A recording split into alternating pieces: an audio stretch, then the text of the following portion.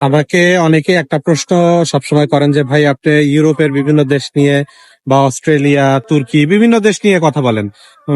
আপনি নিজে কেন যান না? হ্যাঁ, আসলেই কোশ্চেনটা খুবই যৌক্তিক যে আমি এত দেশ নিয়ে কথা বললে আমি নিজে কেন যাচ্ছি না, এত সুযোগ সুবিধার কথা বলি, তারপরে আমি নিজে কেন যাই না?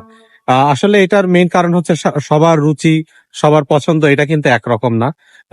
মিডল ইস্টের দেশগুলো আমার কাছে ভালো লাগে, সত্যি কথা বলতে। আমি দীর্ঘদিন কাতারে রয়েছি, আলহামদুলিল্লাহ। তো এখানকার পরিবেশ এটা আমার জন্য সুইটেবল। বিশেষ করে আমার আপনাদের মতো অত শক্ত ইমান না। নিজের ইমানের হেফাজতের ক্ষেত্রে মিডল ইস্ট আমার কাছে অপরিহার্য। মিডল ইস্ট থেকে এই জন্য আমি অন্য কোনো দেশে যেতে চাই না। আমি এখানে বৈধভাবে হালাল উপায়ে কাজকর্ম করব। পাশাপাশি এই যে আমার পিছনে মসজিদ দেখতে পাচ্ছেন, নামাজের টাইম হলে, আজান হইলে মসজিদে যেয়ে নামাজ পড়বো, 5 ওয়াক্ত নামাজ আদায় করব।